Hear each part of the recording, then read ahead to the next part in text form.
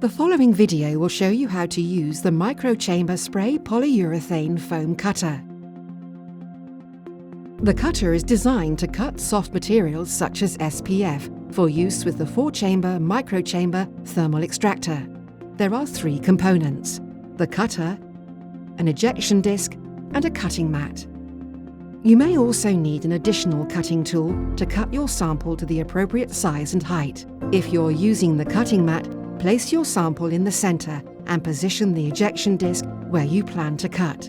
Align the sample cutter and slowly apply an even downward pressure to cut through the height of the material.